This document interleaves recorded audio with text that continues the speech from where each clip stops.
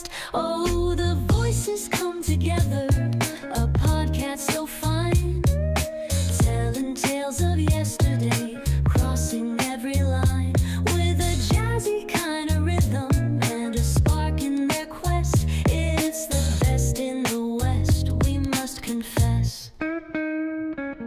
Late nights cramming or dreaming so tall, echoing footsteps down the old school hall.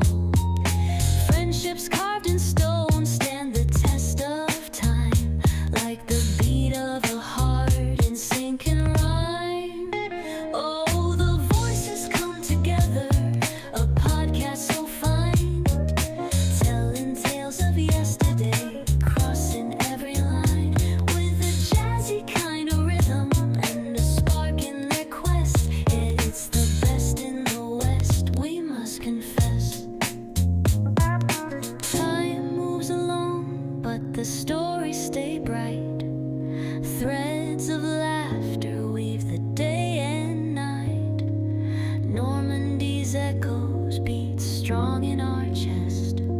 Forever we're tied to the best in the West. Oh, the voices come together, a podcast so fine, telling tales of yesterday, crossing every line, with a jazzy kind of rhythm and a spark in their quest. It's the best in the West, we must confess.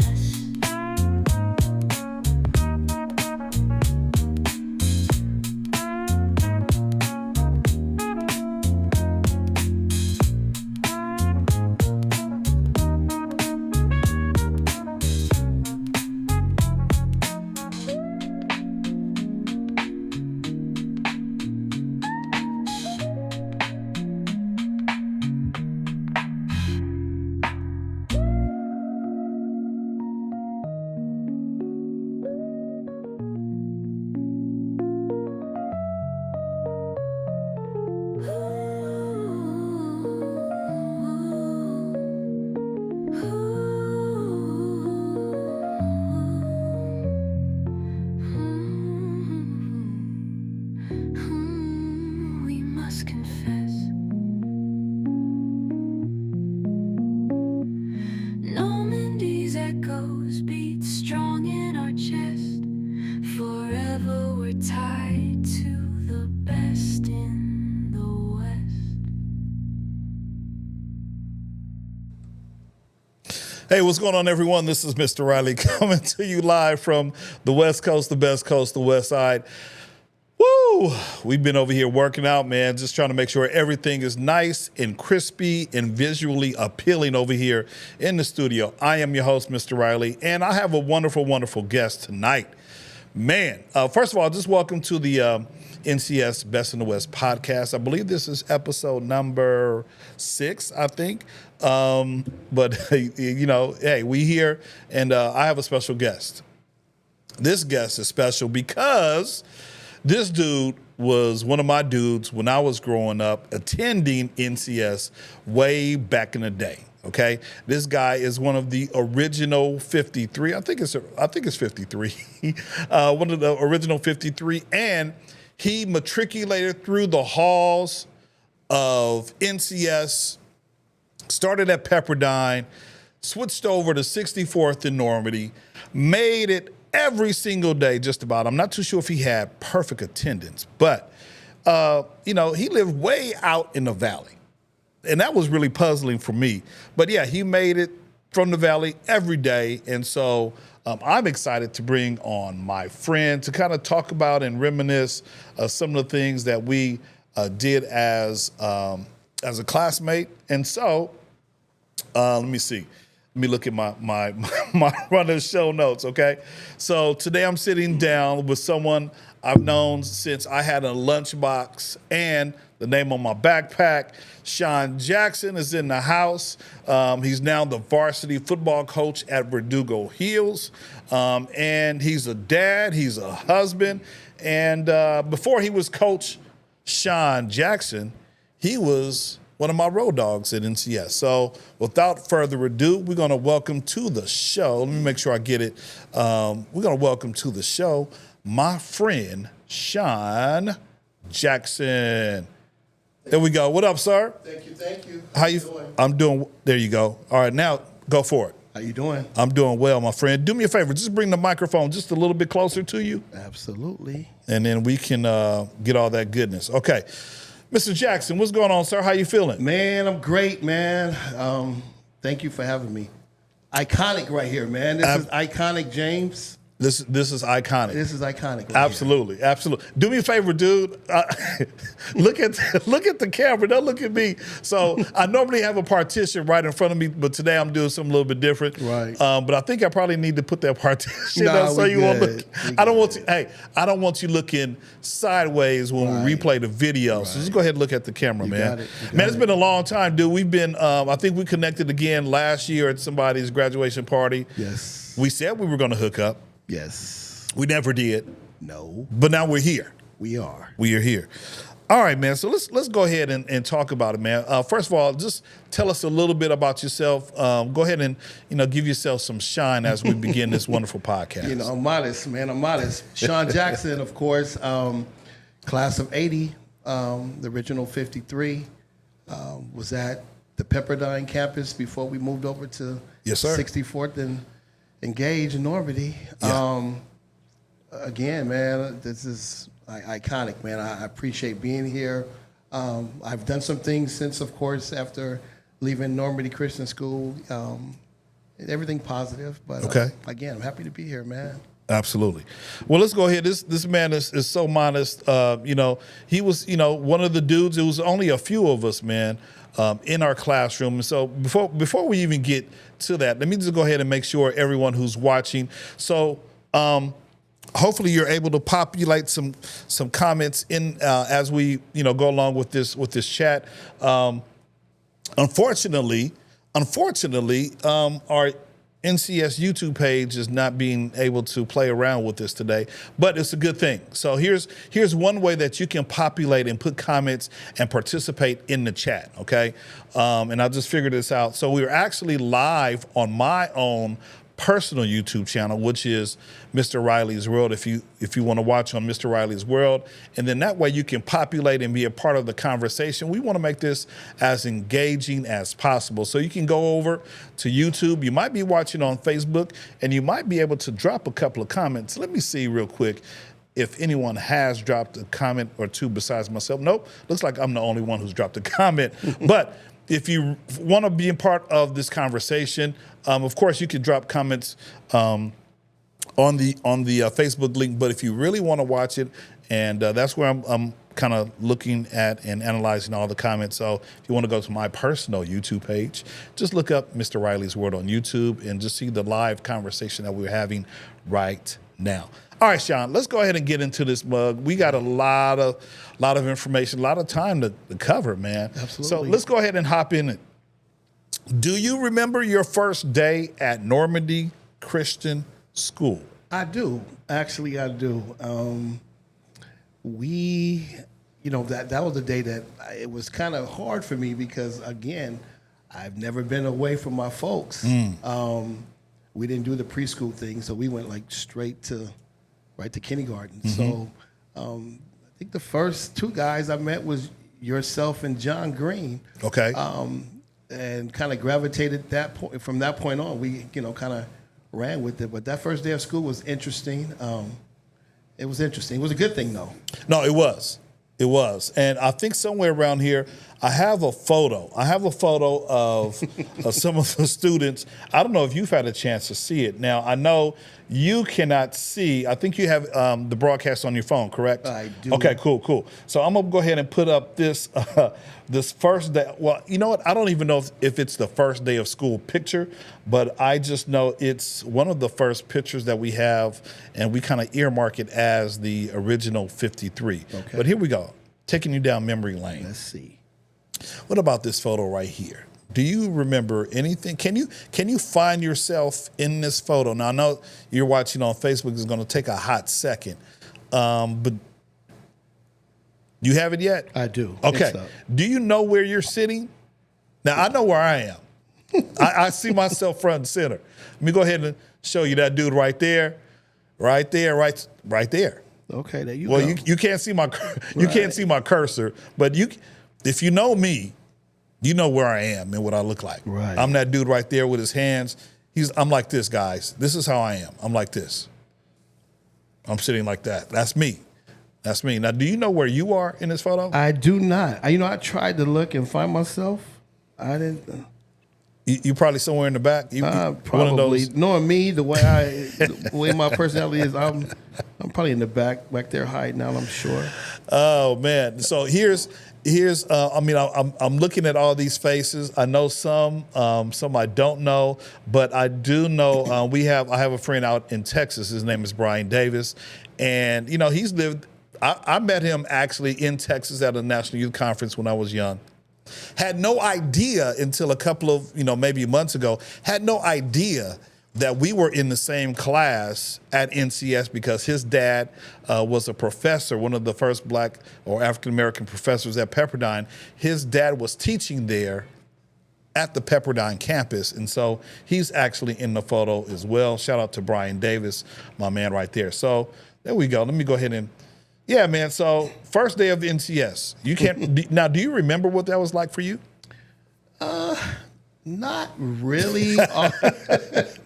I think the first day was more or less for the teachers to kind of calm everybody down. Yeah. For the ones who've never been away all day from their parents. I think it was a lot of crying. I'm sure the first day. I'm sure.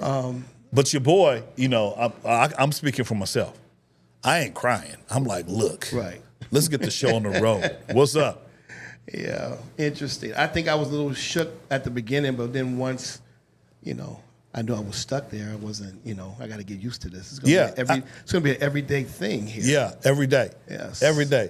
And, so do you remember what it was like growing up in that small but mighty first class of students from kinder to sixth grade? Because you are also one of the first ones beside myself who made it all the way through kinder. Yep.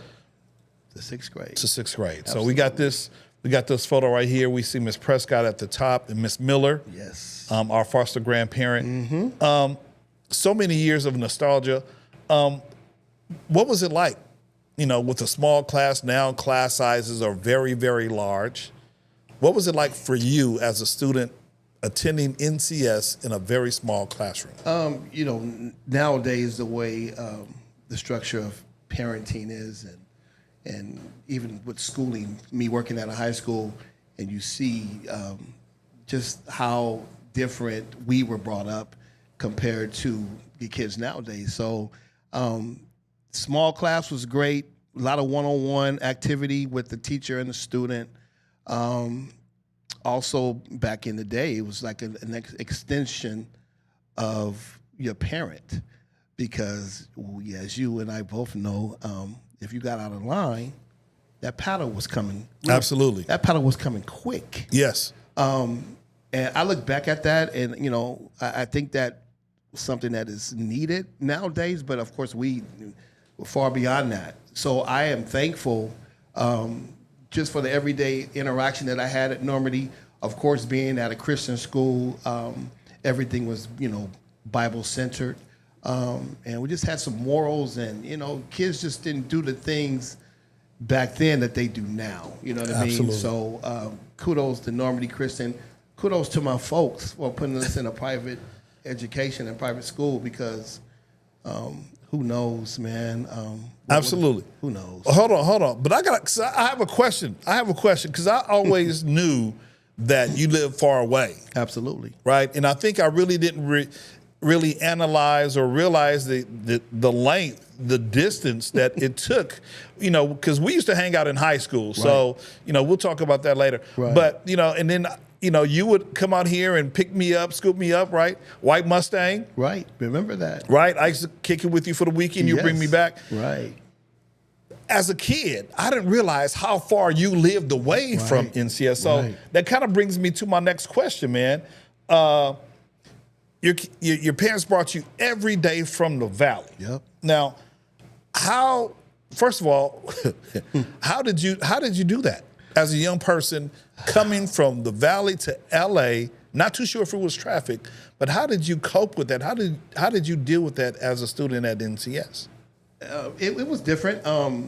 You know, me and my brother both, we had to be in bed early, because we knew at 5:30 we were getting woken up and getting ready to go. We were out the house, I want to say before 6:30, out the house and headed on the 5 freeway to the 110 and the exit off of Gage.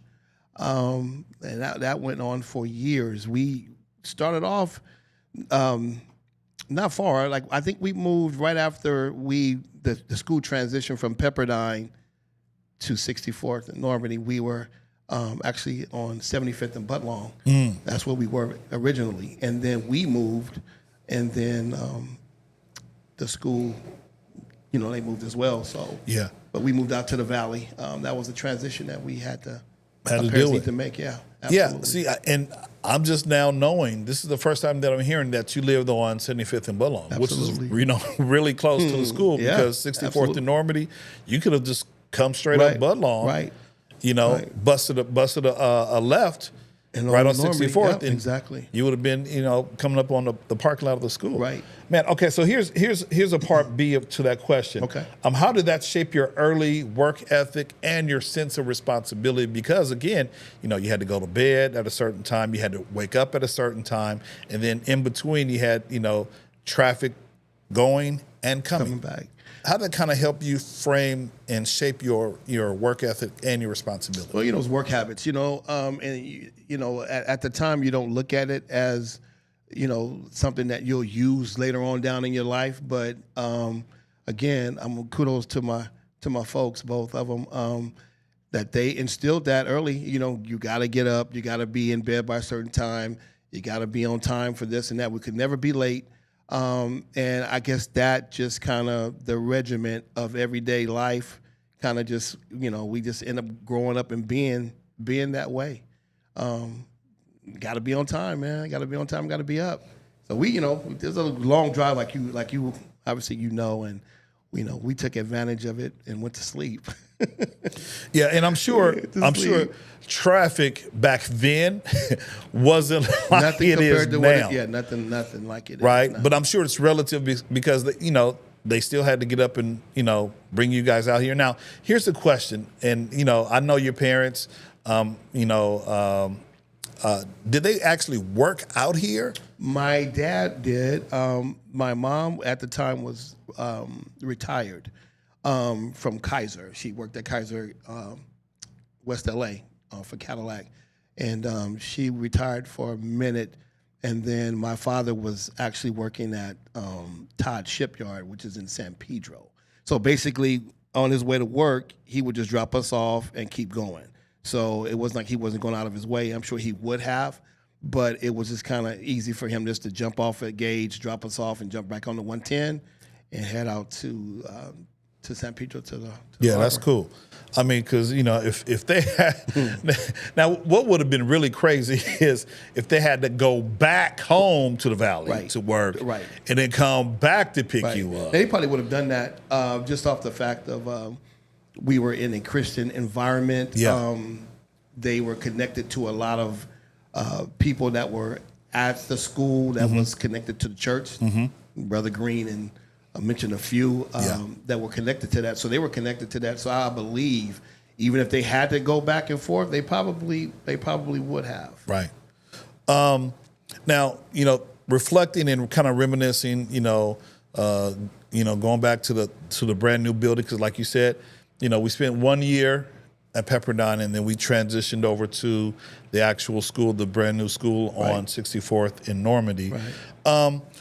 Do you remember who were some of your classmates or moments that stood out or stand out the most during your time at NCS? I remember everybody pretty much as we were going throughout the years. I mean, there was kids that was obviously that wasn't in our grade, that was below. We just kind of knew everybody kind of was together. Everything was done together pretty much. So Yeah.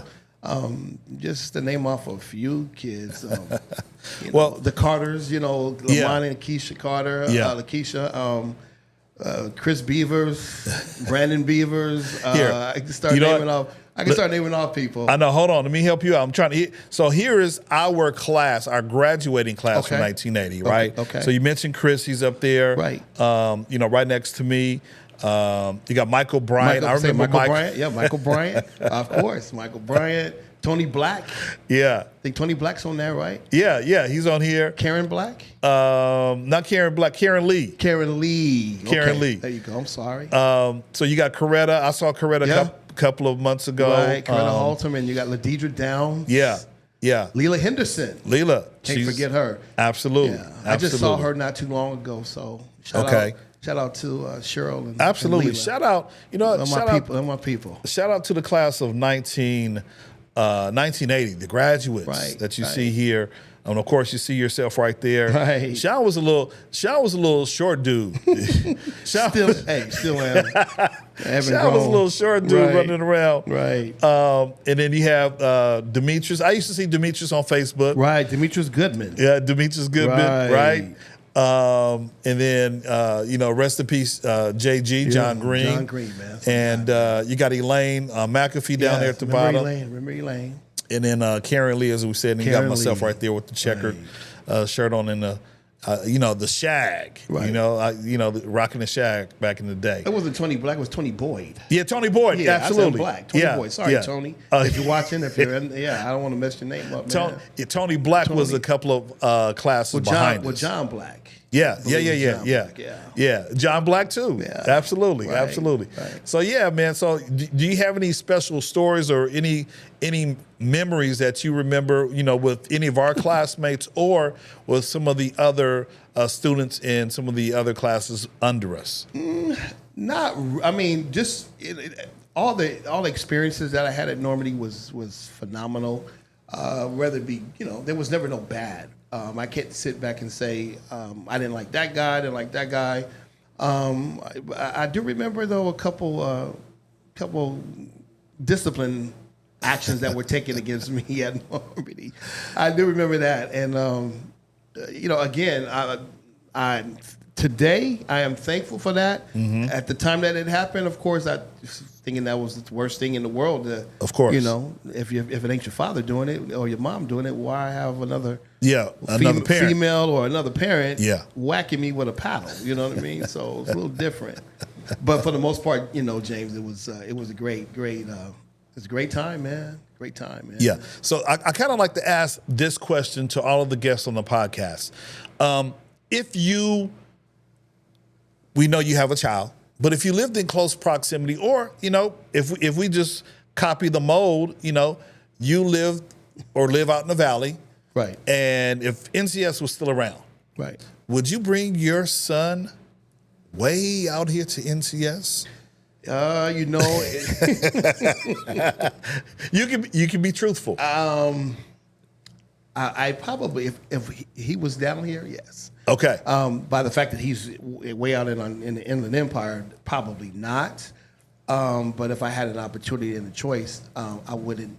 He needs that same experience that we were able to get. If Absolutely. The structure is still the same, I don't know how the structure is now at Normandy Christian, but I know before, I knew for a fact when the parents came in to enroll you to the class, it was a part of the contract that the teachers were able to use disciplinary actions against you. So you had to sign that waiver, and if you didn't sign that waiver, then they weren't going to accept you into the school. So again, times have changed dramatically since then. But again, I'm going to always go back to that because I'm in high school. I'm a counselor, and I'm also a coach, and I just see how the kids are and how they react to adult figures and authority, and it's not really how we were brought up. Absolutely. So that kind of leads a perfect segue right into my next question. Was there a teacher or staff member who had a major impact on you at NCS? Yes. I want to say Miss Rhodes, Luna Rhodes, she had an impact on me. We had a couple conversations that she would always get on me about certain things, and I remember, certain things you just remember. Go ahead. Her thing was, and I've had that still to this day. I get the fact that, oh man, everything's just so nonchalant about stuff. But I just never was that. I wasn't ever a ward. But she was like, you need to be more assertive. And I took that from her. Miss Prescott, God bless her soul too. She was another one that was, very nice young man. You're a very nice young man, but you just need to be a little bit more, a little bit more assertive. So I've definitely picked those things up, and in my years of growth, those are the things that I've really picked up on that. Hard work, man. They were about hard work and make sure that you were accountable for your actions as well too. Absolutely, man. So do you remember any of the activities that happened during your time at NCS? Yeah, hot dog day. Hot dog day. Hot diggity dog. Hot dog Friday. Hot dog Friday was always a good thing that we did Absolutely. there. I can't forget the chorus, Joy chorus. Okay. I was in Joy Junior as well. Okay. So those are the two things that really stand out right now for me. But I know we've had tons of activities, Black History Month programs and everything that we would do. But those are the things that kind of really stuck out. So let me ask you, were you a ketchup only? Were you a ketchup and mustard, and relish? I'm thinking ketchup was the ketchup one was number one. Ketchup only. Okay, and I think that was a number one, or maybe not. And then the number two would be relish, not relish. Ketchup and mustard. Ketchup and mustard. Right. And number three would be all three. All three. Ketchup, mustard, and relish. Yeah. Right. Yeah, those are some good days, man. Those, and that's, one of the things I talk about with all the guests, what number? What number did you get on Hot Dog Friday? Right. And can't forget about the daycare, after school daycare. Absolutely. Miss Bird. Miss Bird. Man, you going down. Miss Bird. Miss Quick. Can't forget Miss Quick either. Absolutely. I remember, a lot of people I still remember, and fond memories. Yeah. Fond memories. Yeah. Now, definitely, those are some good people, some good times, good days that we had over there at NCS. Okay, so let me ask you about some of the core values that that they taught at the school. What core values or lessons did you learn at NCS that you still use and apply to your life today? Biggest thing for me, I tell this to my kid. I tell this to the kids that I work with. And this is big. I live by this. So I live by this. Treat others the way you want to be treated. Always, man. Be a servant. Be a servant. Step back. I know it's all about us sometimes. Yeah. But it's not all about us all the time. You know what I mean? And I just think that stuck with me more so than anything is to treat others the way you want to be treated. And that's the way I live my life to this day. That's the way I lived my life growing up. And anybody would tell you that knows me knows that I will give you the shirt off my back if I had to. And I always put myself behind. I'm always back. I want to see somebody else happy, somebody else flourish. Absolutely. I'll get mines in the back end. You know what I mean? It's not all about me. You know what I mean? And my gratification is to make sure that I'm taking care of someone else. So that's the biggest thing that I've learned at Normandy Christian was treat others the way you want to be treated. Yeah, they call that the golden rule. Absolutely. That's like number one. Treat people how you want to be treated. Right. And if you want to treat yourself poorly or whatever or bad, and then just know that that's what people are going to do. But if you hold people in high esteem, and like you said, be a servant. And this always, when people say something like be a servant, I'm always remembering the episode of The Twilight Zone where, at the end of the episode, I think they were getting on a spaceship or something. I don't know. But at the end, I think they showed a poster or a sign that says, they were serving man. And, not really like serving man like, hey, what would you like? But they were actually serving men on the spaceship, on the Twilight episode. So when it's, hopefully we're not serving people. Of course. But we're doing our best to help people out, give them the shirt off of our back if necessary. And give them, my minister likes to say, a splash Right. of God's glory. Absolutely. Right? You want to share with what you have. Absolutely. Because other people don't have it. Don't have it. All righty. Let me see. I got another question for you. Shoot them. Hey, man, I'm coming. Shoot them. Yeah, exactly. Okay. Did being in that tight-knit Christian environment influence your leadership style? So I know, and we can take leadership style not only in coaching, and we'll talk about that a little bit, but leadership style as it relates to being a father, Right. Being a husband as well. So Right. did you apply some of those, or do you apply some of those leadership qualities, from some of the efforts that you learned at NTS? Absolutely. Those characteristics come into play. Learning that all from the school, from Normandy, and also being around great men. John Green, Mr. Krigler. Can't forget Mr. Krigler. Yeah.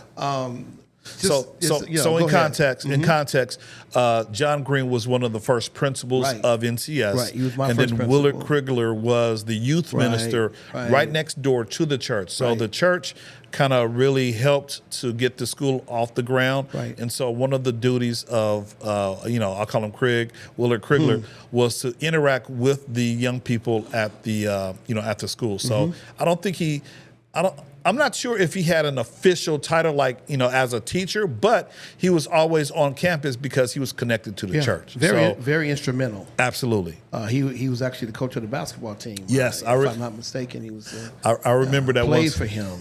I remember that. So Yeah. But those characteristics, all of them, play a part in today in my marriage and the way I raised my son. Yeah. Obviously, the greatest teacher for me was my father. I just kind of molded myself after him as well.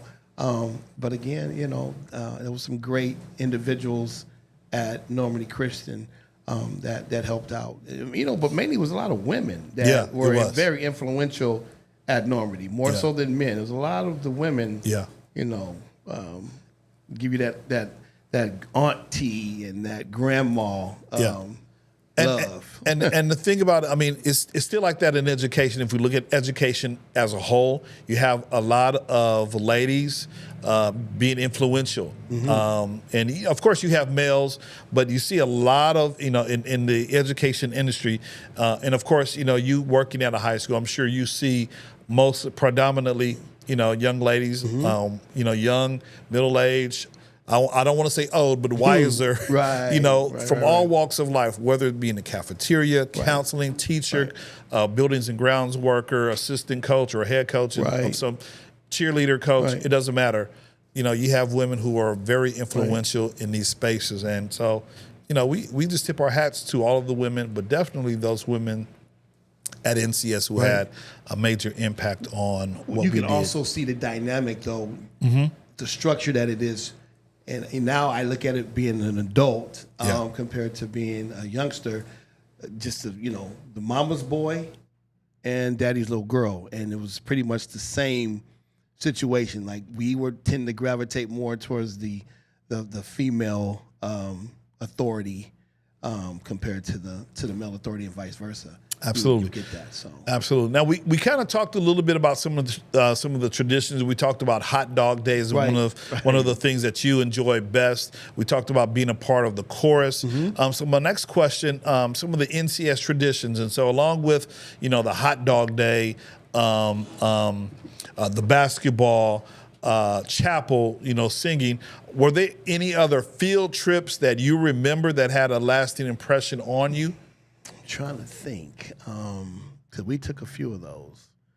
I want to say the one that stuck to me that I can remember off the top of my head was when we did go to. Now, I know you're old, dude, so you right. We went to the zoo, man. I think that was my first experience with any animal. Was with Normandy. So I'm gonna say the zoo, but again, man, it's been so long, James. So long. Okay, so. I got one for you. Okay. I got one for you. Okay. Remember when, and I'm not too sure of the year, I remember we took a field trip to Hollywood to see what movie? The Wiz. Yeah. The Cinerama Dome. Yeah, the big, yeah. Absolutely. Yeah, that's still. Yeah. See, you got to throw them out there. And once you throw the bait out there, I'll grab it. But off the top, yes. Well, that's what I did. I gave you a low hanging fruit. The I Wiz. just told you to. Right. We left and went to Hollywood. And you were like, oh man, Right, the Wiz. right. And one reason I mentioned the Wiz is because our church just yesterday we had a family movie night and we showed the Wiz. Wow. So Iconic again.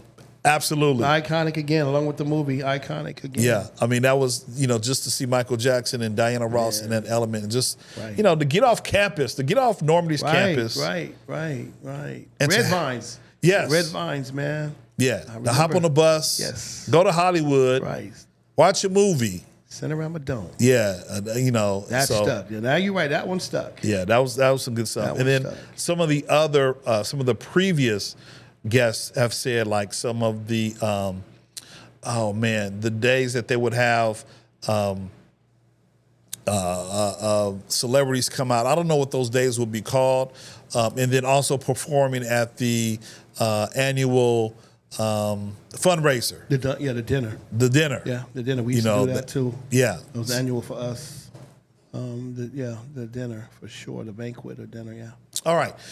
If you could speak to current NCS students, Current. Okay. what advice or what message would you share with them about your experience attending NCS as a young kid way back in the day? Oh man. Are we talking in the sense of where they're at today, or where they would have been when we grew up? Well, I mean, That's the question. If so, I think NCS no longer is no longer a school. There's a preschool there, but it's no longer a functioning school. Gotcha. Right. But if there were kinder, first, second, Right. third graders, Right. what words of advice would you give them based on what you did when you were a child at Normandy? Gotcha.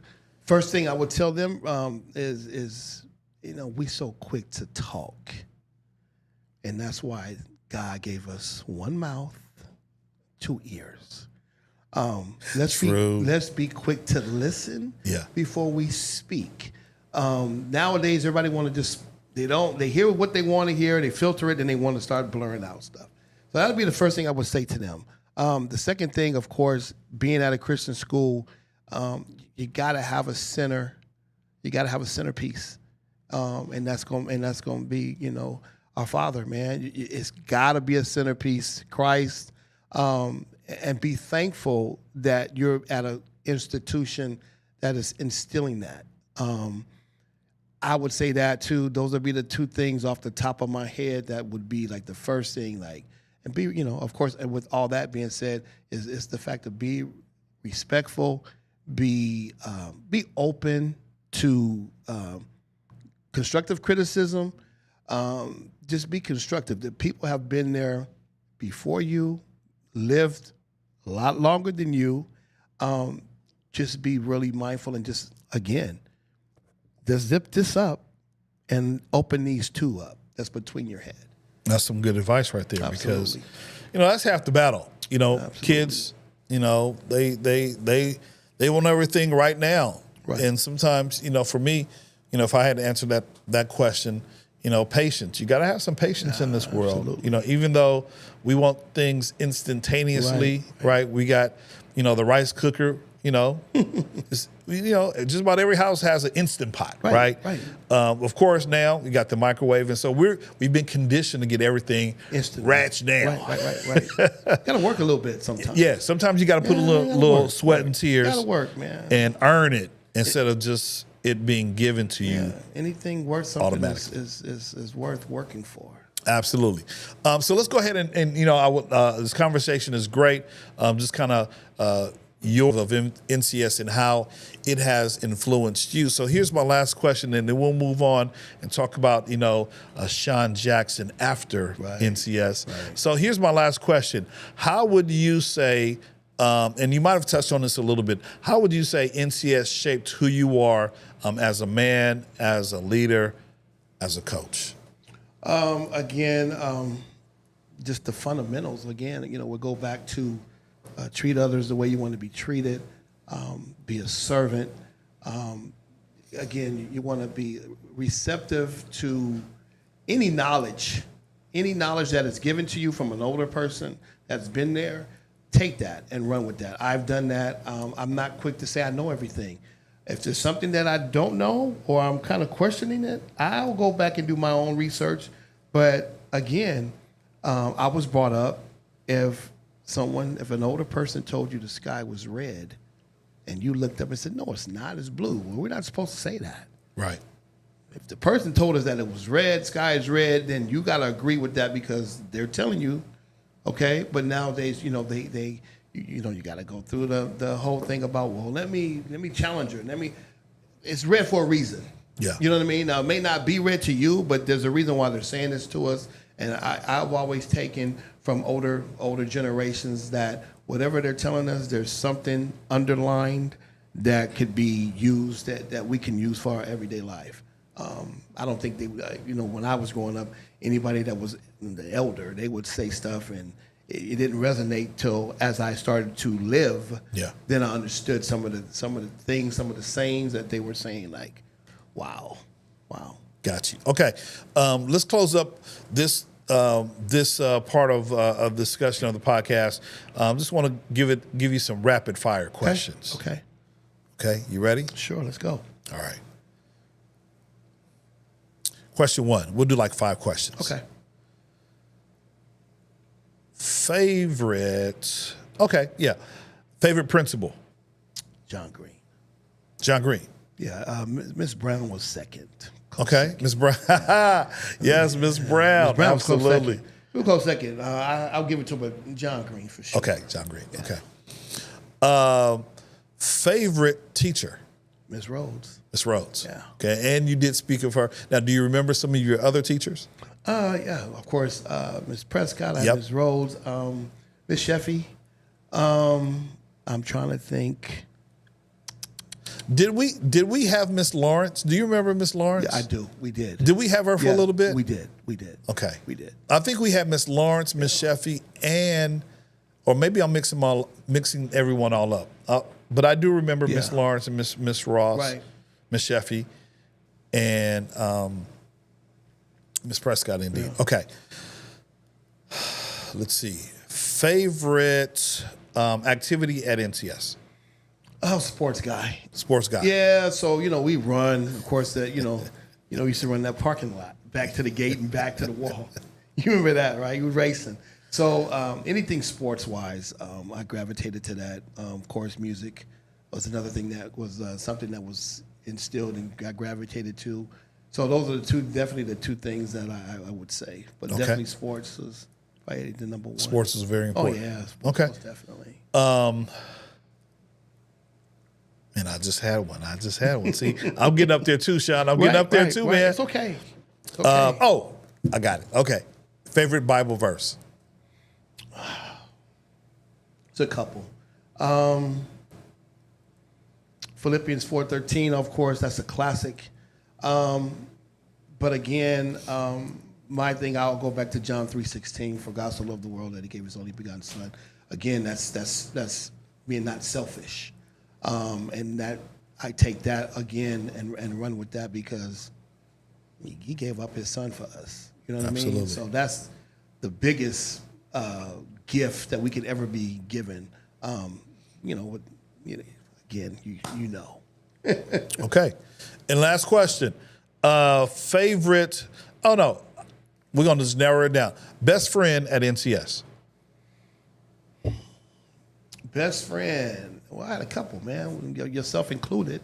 But I would have to say you and John Green for sure. Because I didn't do nothing with everybody else after we left. Yeah. Well, there was a couple that went to the next school that we went to. We had a group that went to that school. But as far as outside, as far as keeping in contact after we left school, it was you and Jay for sure. Like, Yeah. Yeah. And Leela, you got to add Leela too. Yeah, of course. Yeah. Most definitely. Can't forget Leela, but you two for sure, man. Yeah. Definitely. So check this out, man. We're gonna leave this conversation. So don't want to show that one right now, but I think that's you right there up front. You know, it's probably going to pop up on your phone in a couple of seconds. Yeah. But I think this is you Is it me? wearing a suit. Yep, that is me. Let me see. Let me see if I can That's zoom in. That's graduation. Yeah, That's graduation. I think that's you. It is me. And matter of fact, look, me. see, I see. That is So me. John Green, I see his sister. There's Lorna. Yeah, Lorna right there. Right. I see Leela right here. Michael Bryant. Michael right Bryant. behind That's me. Coretta. Right. And I don't know. Yeah. Is that you coming behind? I don't know. I think that might be Tony Black. Okay. I mean Tony Boyd. Tony Boyd. Yeah. Yeah, but yeah, it was a packed day. Right. You see that?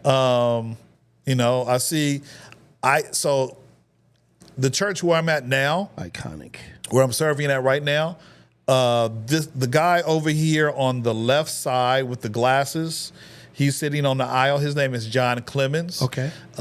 He's now, you know, gone on, but he was the minister at the church, you know, where I'm attending right now. Right. So, right. Wow. So yeah, man, just, you know, I can't make out any other faces. Right. Let me see if I can zoom in a little bit more. I can't make out any other faces except for the folks who we called out. Right. But yeah, that was our 1980 That was the graduation, man. graduation back in the never- day. And it never- used to be a never- big thing on Wednesday night. Never They forget would that. shut down Wednesday night Bible study Yep. and have the graduation in the auditorium for Right. the NCS graduates. Right. So there it is. All right, man. So we can put we kind of close that chapter, but not really because Right. NCS is still, close and dear to our hearts. So in between time, we middle school. Now, what middle school did you go to after you attended NCS? We went to, at the time it was called San Fernando Valley Christian. So again, we went from Normandy Christian Yeah. to another Christian institution. Okay. So your parents kept it consistent. Absolutely, they was pretty solid when it came to that. They were stuck on that. So middle school, we were there. So that was a conjunction of middle school and high school together. Yeah. But then when we got to high school, then we'd had an opportunity to make a decision at that time to if you wanted to go to a public school or you wanted to stay at the school that we were currently at. And we Now you went to San Fernando, right? no, I went to I went to that school. That ended up being California Christian. Okay, got Yeah. you. Mm-hmm. Okay. I changed over to California Christian. So you went Christian school all the way through. all the way through from kinder to 12th grade. to 12th grade. You never hear that. That's rare. Wow. Yeah. And then, so do you feel that NCS, provided a great opportunity and foundation for you as you matriculated through middle school and high school? Absolutely. My foundation was there. Normandy Christian was the foundation. Because when we went to San Fernando Valley Christian, then that became more diverse. Because, Normandy Christian is us. Yeah. All us. There, it's not. It was not. It was a sprinkle of us. And some of the people that were at NCS came over. I'll give you some names. The Carters. Yeah. Lakeisha and Lamont went there. Okay. Andrew Dixon, Okay. rest his soul. Okay. He was one of them. Okay. John Emerson was another one. Okay. I'm trying to think. I'm sure I'm missing someone. So quite a few folks who attended NCS, were, for whatever reason, parents lived out there, but they found their way out to San Fernando Valley I Christian. want to say the Carters were commuting back and forth. Okay. They did our number. Okay. So And we just kind of flipped the script on. Sure. the And then commuting thing. not only you, but your brother. We haven't mentioned your younger brother, Todd. Yes, Shout out to sir. Todd. I That's think my he guy. might be watching, or he might be watching sometime in the future. Right. Shout out to you. Yes, sir. How did that impact, not only you, but do you believe, again, NCS, and I don't want you to speak for your brother, but do you think, based on his experience, do you think that NCS was an impactful institution for him as well? Absolutely. Absolutely it was. And that's where the foundation was laid, pretty much. Got you. At Normandy. So, yeah. Got you. I can speak for him on that one. Okay. For sure. I know Darren El Presidente connected with him Yes. prior to Yeah. our Yes. pre-show Right. meet and greet, Right. As we were going through tech rehearsals and whatnot. So yeah, Right. so that was a good thing. And those, the good thing about NCS is that those bonds are still there. Right. Like once I left, NCS, I believe. Jay, I think he went to a school out in the valley. He went to Reseda. And so there would be some times that I would see him like on the bus, because mom didn't drive, but they had a permit with transportation. Of course. So and that was their way. That was the '80s integration, of kids from the city being bussed out to different areas. Right. I went to the San Fernando Valley, so did Jay. Right. I think he went to Portola as a middle school. Yeah. I went to Hughes. No, I went to Porter Okay. for 1 year. Right. And then I went to Hughes Junior High. Back in the day, it was called Junior High. Right. And then I matriculated to El Camino Real. He matriculated over to Reseda. Reseda So High School, yeah. sometimes I would, see him either on the bus as he's going out there, or, we would come in contact with one another. Of course.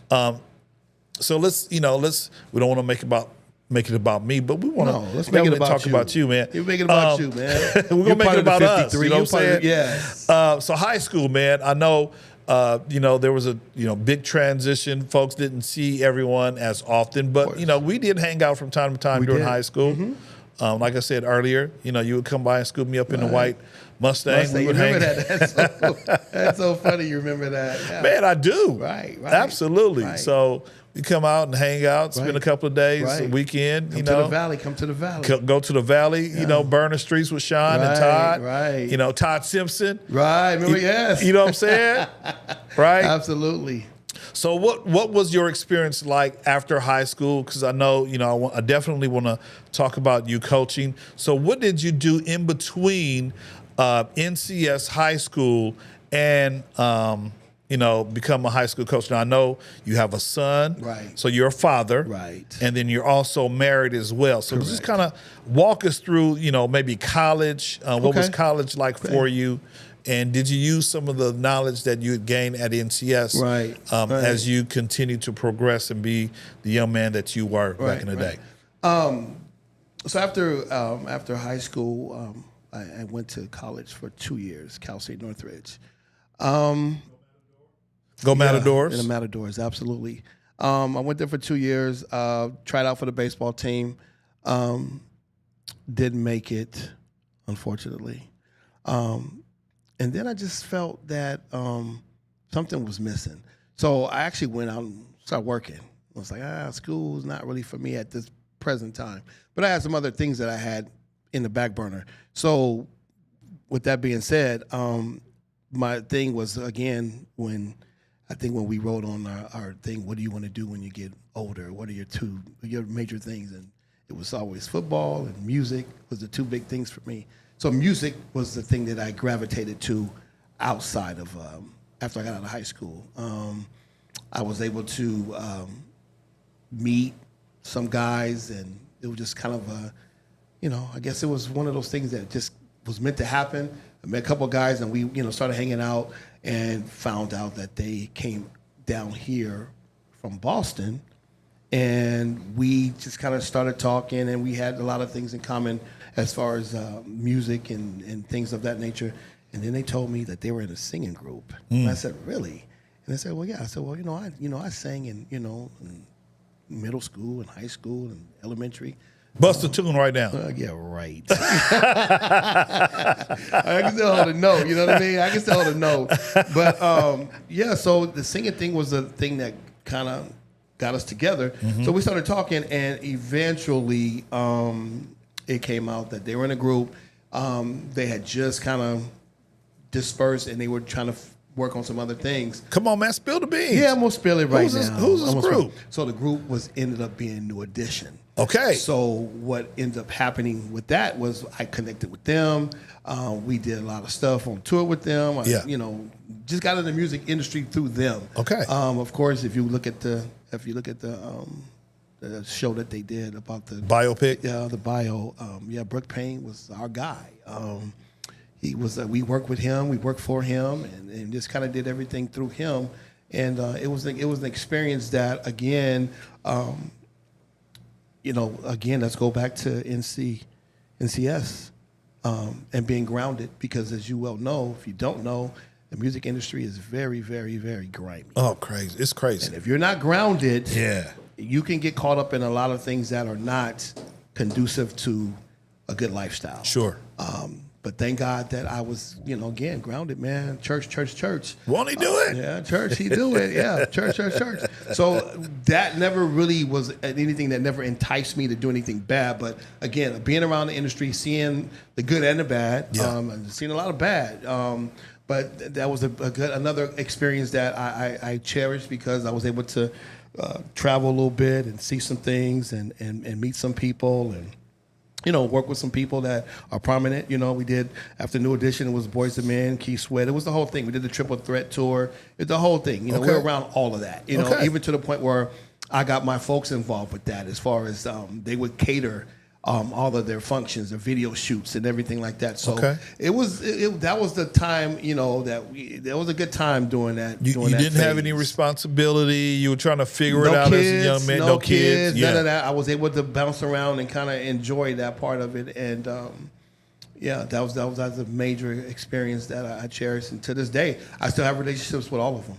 Wow. To this day, so that's a good thing. Got you. So when they perform at the at SoFi, because I think they're supposed to be doing a show sometime soon out here. Yes, I'm not too sure. Yes. You know what? I've never been to a New Edition. I'm not a big concert goer. Right. But I think, I'm at the point in my life where, going to see a couple of people every now and again. It's a good thing. It's a good thing. Yeah. Right? And so, when Prince was alive, we went to the Forum when he did all those nights at the Forum because, for us, we could just walk down the street. Right. Have to worry about parking. Right. And the tickets were nicely priced. Right. So now, I'm thinking there's a new tour with Brandy and Monica. Yes, that should be interesting. Yeah, that should be really interesting. It should be interesting. So not that I'm a big concert goer, but just because I've never seen either one of them perform live. Well, that story is, let me piggyback on that story real quick. Well, Go for it. Sonia and Ray, the mom and dad, used to live with us. Okay. Brandy was basically conceived at the house. Brandy was there for, I think they moved out when Brandy was 6-7 months. Okay. They moved out, but they stayed with us. So I'm connected with the Norwoods as well as, Okay. Again, it's the music thing again. Yeah, so, absolutely. But yeah. Wow. Concerts are different, man. I would highly recommend you get a seat. Yeah. And not do the backstage thing because the backstage thing is really not what what it's all cracked out to be. Yeah, I'm never one of those guys who are, I gotta, get, the VIP access. No, I just want to go and get a good seat and enjoy the show. Just check it out, especially because I'm a neighbor to the SoFi. Like the Weeknd was here this past weekend. Right, he's there. Exactly. We heard the Weeknd all 4 days. Right. He was loud. Right. But just being in the room to witness, now. I might not, I'm not going to be a fanboy and be like, but just be able to, check it out. Right. They're two cool people in the industry. Right. So, as I, matriculate and become a little bit older, I might want to see some of these legendary acts. Yeah, you want to see the legendary ones and not the youngsters because you have to deal with all the ruckus, of course. So. Even though I'm kicking myself because I really should have went to the Kendrick and SZA concert. Just because. Right. Because, I can vibe with him a little bit. Right. We're not too far away. I'm connected. I have to be. I have no choice. Yeah, absolutely. With the kids at school and my son, I mean, there's no way I have to be. Sure. So let's kind of transition and talk about being a dad. Okay. I started late, man. Okay. Started late. Okay. How old is your son? My son is 16 years old. No, you ain't start late. I start late. No, because I have 4. I mean, because I guess so. Because you're an empty nester now, man. They're I told you. running. I keep telling you. Right. I keep telling folks, and I'm gonna have to. This is gonna be a shirtable phrase. Right. It's not an empty nest until the kids get their own address. That's even rhymes too, man. Right. That rhymes. It kind of does. It does. But hopefully, I'll have to refer back to this broadcast to memorize it. Yeah. But no, so I have one son. Okay. He has his own address for now. Right. And knowing him, he's not going to really try to come back unless something, emergency kind of situation. Dramatic. happens. Yeah, of course. of course. Right. So now, my oldest one, he's with us. Actually, the other 3 are with us because it's summertime. Of course. But, 2 are leaving in Enjoy the 'em. fall. Right. One is staying here. He's working on his master's. And so as long as you're doing something, Right. I'm good. You can be productive But in if, the house. you just, just twiddling your thumbs, that was the rule at house. Yeah. We were able to stay home, but Yeah. you got to do a couple. You either go You to school gotta do something. or you got to go to work. Yeah. So, You for can't- me, Yeah. empty nest, you got to be working towards something. You got to have your own address. Right, So right, I look forward to that day. Right. But I get what you're saying. You starting, because my oldest is 24, Right. 24, 22. I'm going to have a 20-year-old in a couple of days. Right. See, look And at then I'm you. going to have 18-year-old in next month. So I got you. I was late starter, man. 40 years old. Oh, wow. Okay, yeah. 40, man. I'll take that back, 40, yes. man. I was late. Yeah. But I was able to do everything that I needed to do. Absolutely. So now I can focus pretty much on being with him, and he's a joy, and he's an athlete, of course. And Okay. got to be with me around. So great athlete, man, great kid, and I'm not saying it because he's my son, but he's a great kid. And Now, he's brought up- what sport, or does he engage in man, sports? he's basketball. Basketball, okay. But me, I'm football at heart, but he's a basketball guy. His uncle is the basketball guru of the family. Okay. He's gravitated to basketball. I want him to play football. He's a great athlete. He Sure. could be a dynamic football player. But, Okay.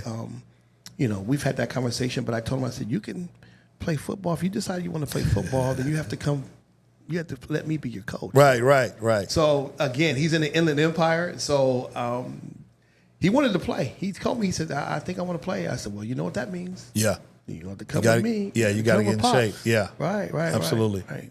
Now, what position in football do you think he would play?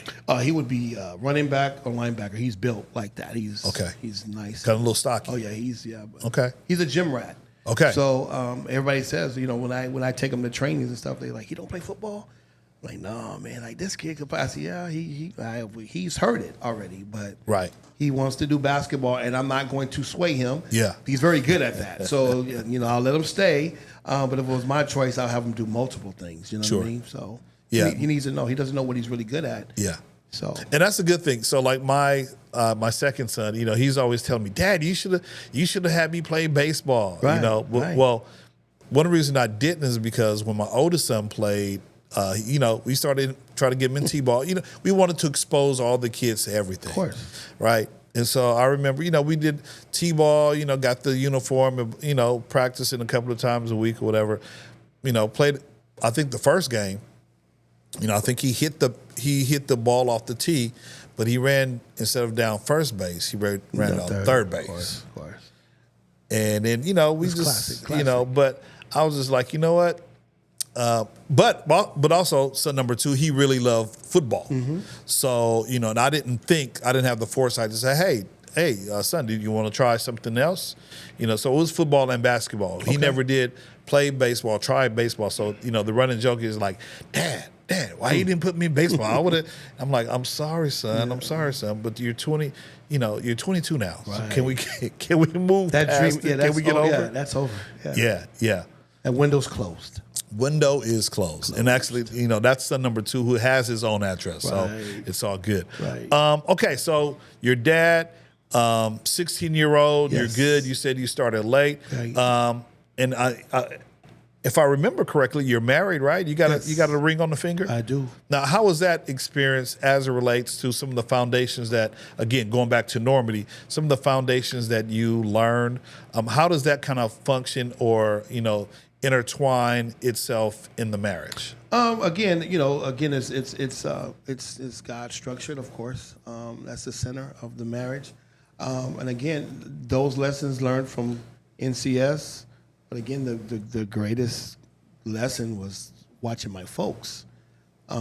60 years of marriage. I mean, that's where it lies. So of course, like anything, it has its ups and downs. Yeah. But you just got to be willing to, get through it. You know what I mean, and see where you end up. But I'm good, and she's good, and everybody's good. So we'll move. Got you. We're moving right now, moving along. Yeah, and I think you said you have a blended family kind of situation. Yeah, absolutely. 'Cause Right. I'm not with the mom or the son, but they're together. The mom and the wife, they're good. They're good friends. So Got you. That makes it easy. Yeah. You rarely get that, and I'm thankful. I'm thankful for that. There's no drama at all. So that's a great thing. So co-parenting with your son's mom, it's a little bit different, but you guys are making it. It's working. Absolutely. It's working because I think I heard you say something like now because it's dead period for you, meaning football. There's no football going on right now. 3 weeks. He's coming to hang out with you, and so it's not dead time. It's me time. Him. Meaning you hanging out with your son. Right. And so he's got the center of attention right now. So Absolutely. he got some things that we have to take care of. Yeah. And, he's in training. And, of course, so there's no dead period for me. I have to keep it moving. No, you got you. No, you right? got you. I thought I'd get a break. Absolutely. And I'm okay with that. Yes, of course, that. because life goes on, and Right. we have to continue to evolve as young. You as a dad, as a husband, Right. The father of a 16-year-old who's into sports Right. and probably looking to get a driver's permit pretty soon, and exactly, dating and all that other kind all of that stuff. good stuff, yeah. Looking forward to college in a couple of years. Right, right. Definitely high school graduation, Absolutely. whatever that means for him. So you have to be there. Very smart kid, too. I don't have to worry about Absolutely. book-wise. He's Now, if you don't mind, what's his name? Sean. Oh, Sean Jr.? Sean Jr. Okay, so shout out to Sean Jr., man. Jr., Keep on man. doing your thing. And He's definitely a junior because I couldn't deny him if I wanted to. continue to make your dad proud. Right. So that's good. That's good. Good conversation. Okay, so let's go ahead. Fast forward a few decades from Okay. NCS. All right. Now you're pouring into the lives of young people. Right. Let's talk about your journey as a football coach, right? And the work that you're doing at Verdugo Hills. Right. Okay. Now, that's where you are now. But, Right. briefly, tell us, what was your inspiration into coaching football? I always knew that you loved football back in the day. Mm-hmm. And I'm trying to remember. I'm trying to remember. Let me see if I can guess your favorite. I want to say did you have an affinity for the Chargers? No. Raiders? Never. Rams? You probably would never guess. Dude, okay, because I my affinity with my football team, the Cowboys, Of course. was those pencils. God bless your soul. Was those pencils? You remember the NFL pencils back in the day? Absolutely. Okay, so let me see. I'm gonna get one more guess. Okay. The Patriots. Nope. Okay, go ahead. Pittsburgh Steelers. Oh, shut the front door. Yeah. Black and Man. gold, black and yellow, black and yellow. Okay, black and yellow. Okay, Yeah, man. Lynn Swan, John Okay. Stallworth, okay, Mean Joe Green. absolutely. Here's a fun fact: Go ahead. the son who moved out, Right. he's walking distance from Yeah, Heinz. I forget the name of the stadium. Heinz Field. Actually, it's not Heinz Field It's not anymore. Heinz no more? What is it called? I forgot when I was there a couple of months ago. I They forgot. changed the name. They always changed change the names, yeah. But beautiful city. Right. But the sports complex, the baseball field, super dope. But yeah, they're all right there together. He can Right. kind of walk. Plus, I don't know if I told you. Plus, he loves Pittsburgh. He loves the Steelers as well. Good man. So he's good man. He's a good man. He's loving life right about now. But good. enough about me and him. Right. No. So the Steelers. Okay. Yes. Okay. So go ahead and how did you get into coaching football? So after the music thing was over, it was time to make a transition to what are you going to do now? Yeah. What are you going to do now? So that was something that I always had a knack for as Okay. far as coaching. So I was, my brother was doing triple threat. He was doing a basketball camp. So there was a guy that he had basically who kind of funded the whole thing. He was at Calabasas High School, so he was asking my brother, Okay. he was impressed that my brother was a coach and whatever.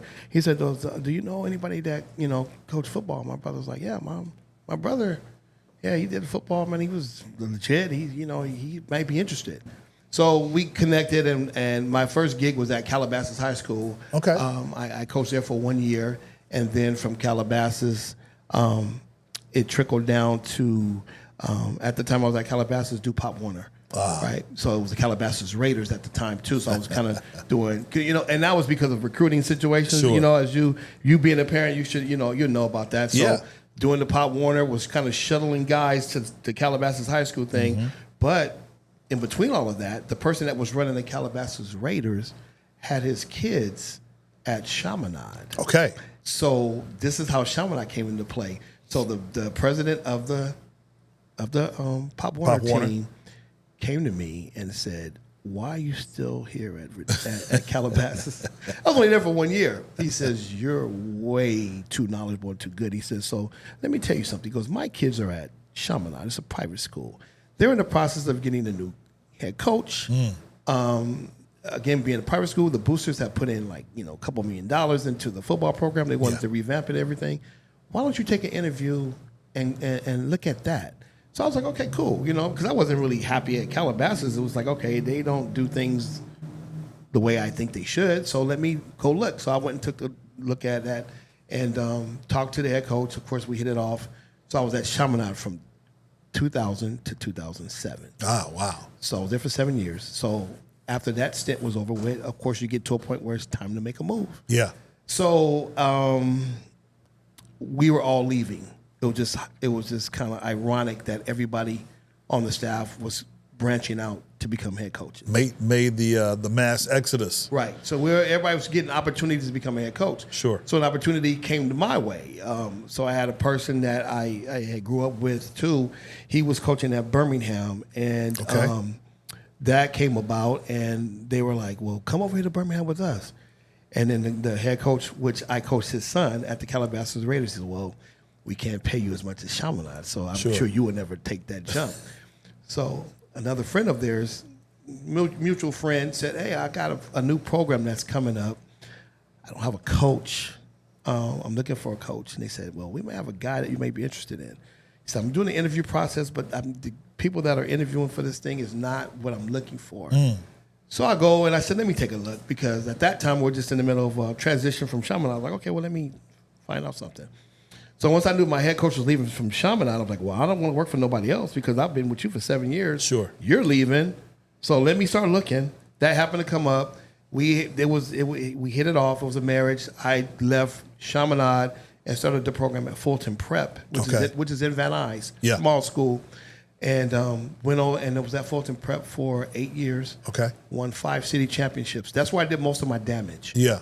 That's where then my name got surfaced. Beginning to get out there. That's when my name got out there. Now, Everybody kind of knew. Was that 8-man or 11-man? It was both. Okay. It was both. So we started off 8-man, then we progressed to 11. Okay. And I was able to win 5. So after we got to the three-peat, we had three-peated. So it was like, okay, are you going to go to do 4 in a row? I had the same group of kids coming back. Sure.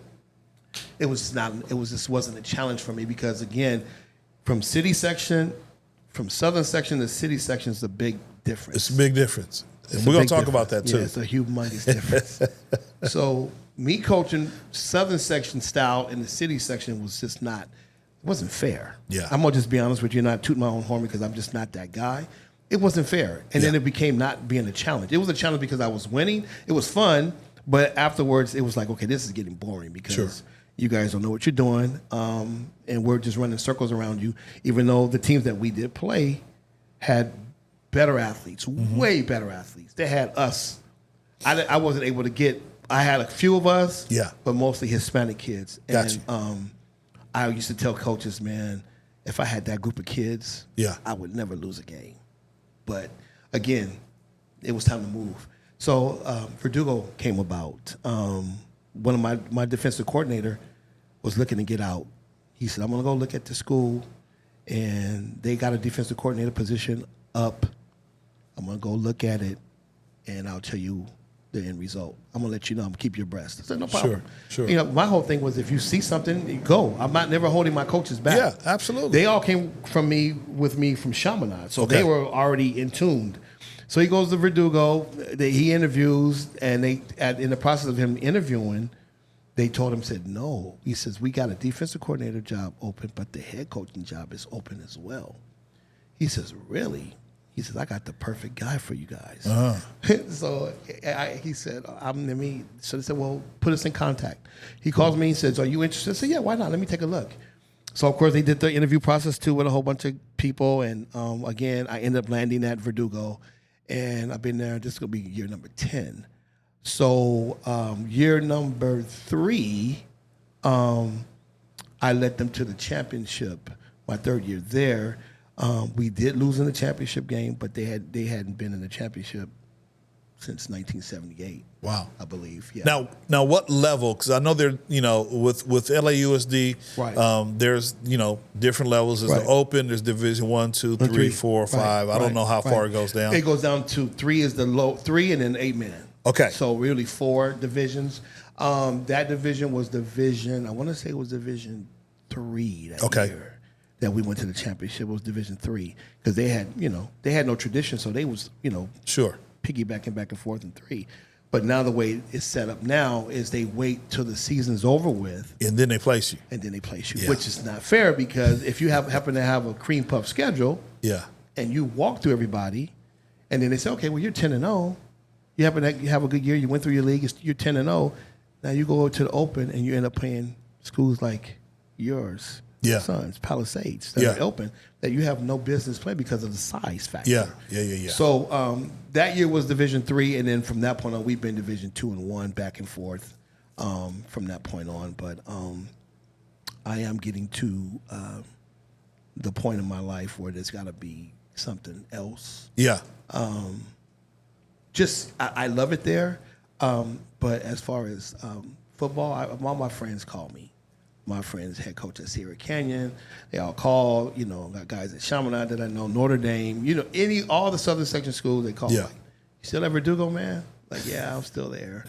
You're not ready to jump ship? No, I'm not. Because what I don't want to do is when you go to a program that's already established, you can't come in.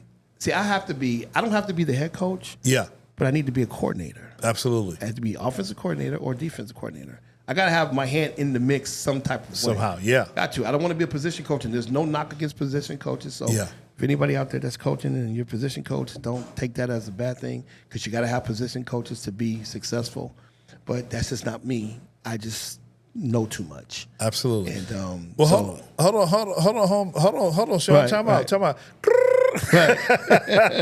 Okay, because you giving some gems, but I want to put it in context. Okay, so I got you. So I got a couple, and I know we're going a little bit over time, but I think this is valuable information. Because maybe someone is out there looking to be a coach.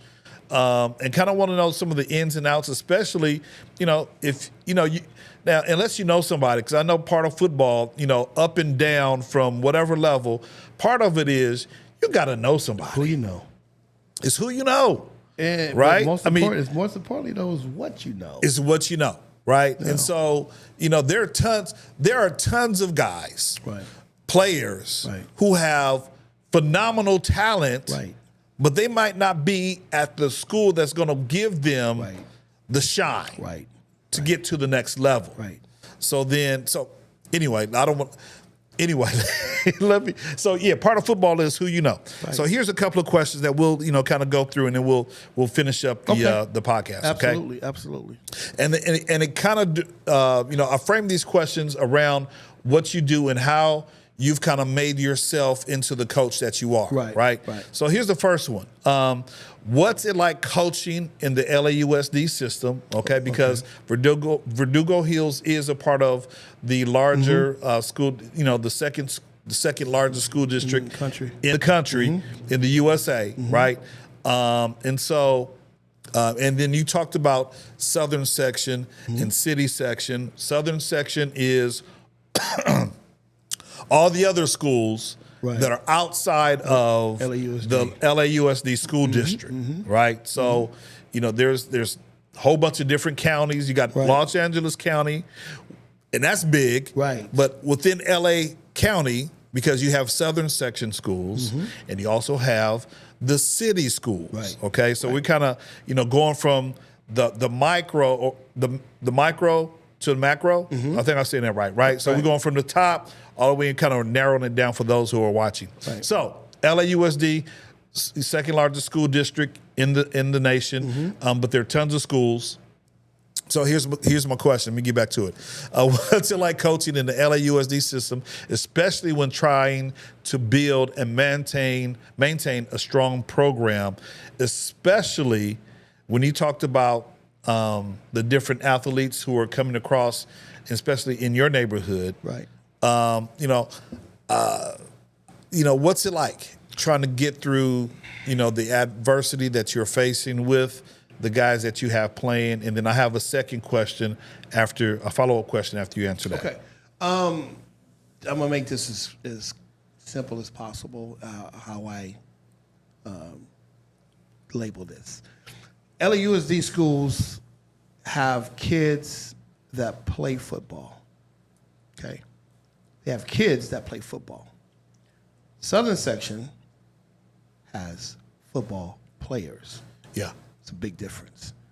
You playing football or are you a football player? Yeah. So I have kids that play football. Yeah. Now, I've been fortunate to have a good group. Every so often I'll get a good group that we make a nice little run.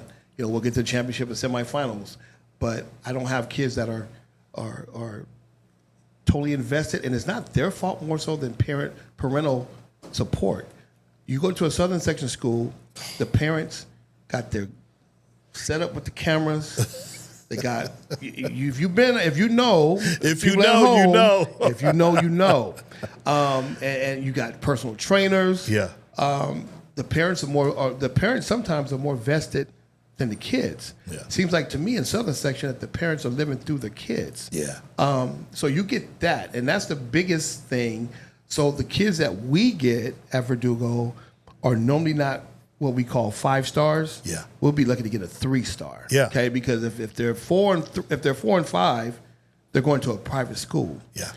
Reason why they're going to a private school is because they do outside activity, which is 707s, and that's where the people get plucked at. 707. So that's the biggest difference.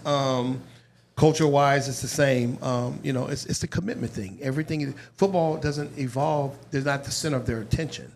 So they're going to miss practice because that's not it for them. Yeah. So my thing that I tell kids is all the time I say, effort reflects interest. That's what I tell them. Effort reflects interest. So you're only going to give effort to things that you're interested in.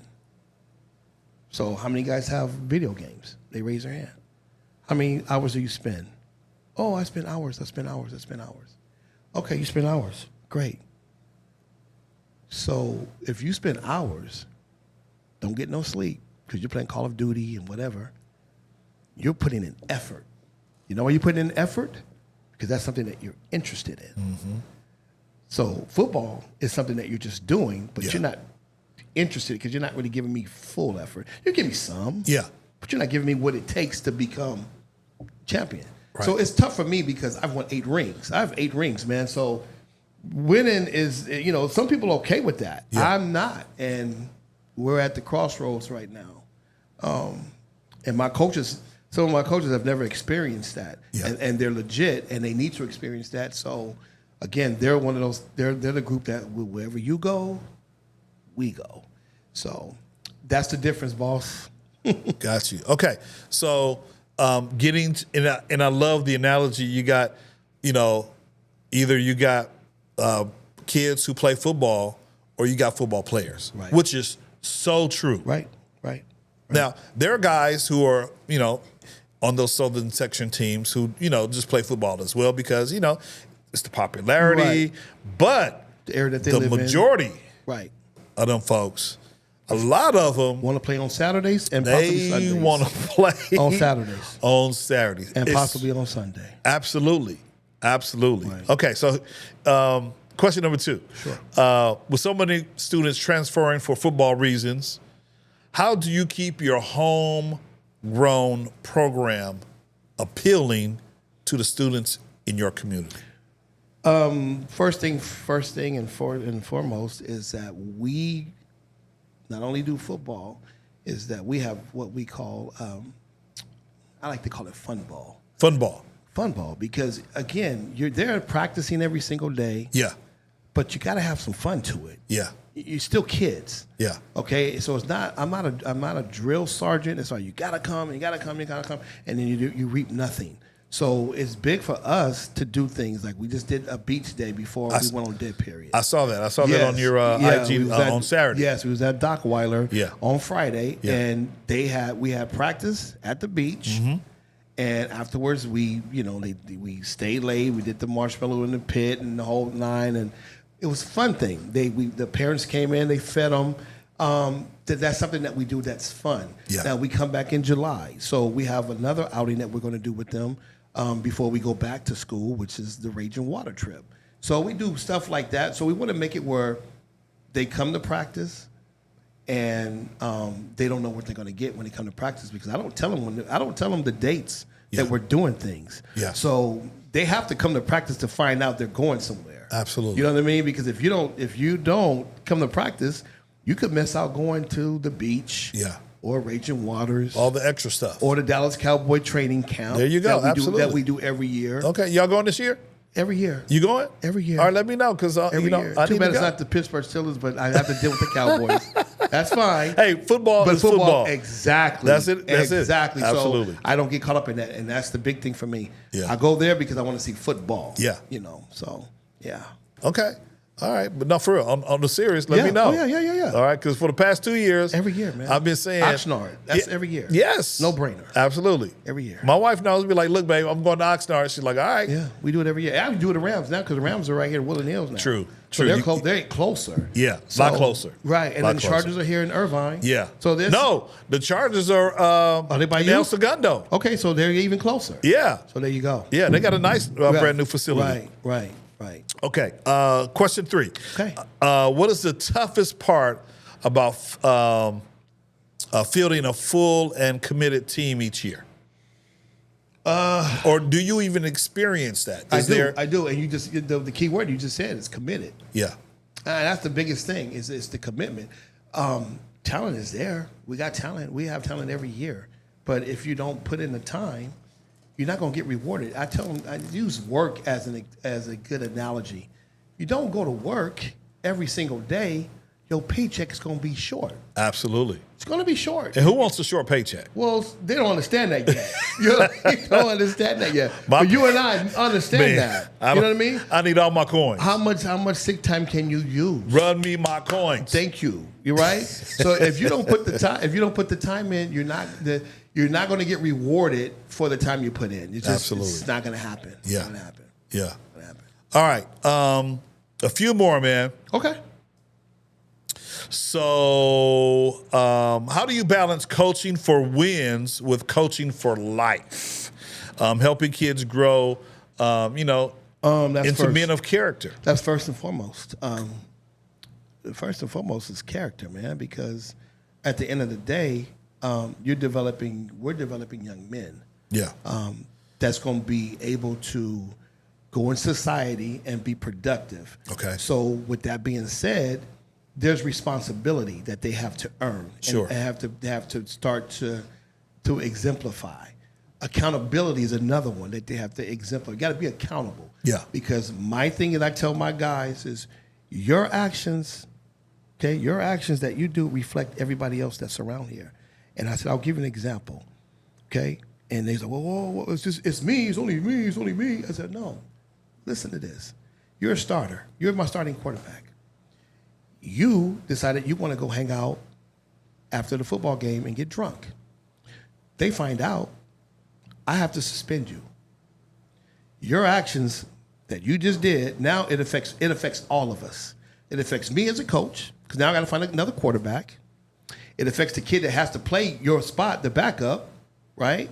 So, again, it's not just about you. So when you go make decisions, remember decisions that you make will affect the people that are around you. Yeah. And that's in life in general. So anything that we do, okay, will affect, it's not just going to affect me, James. It's going to affect my mom, my wife, my son, my brother. I can go down the list.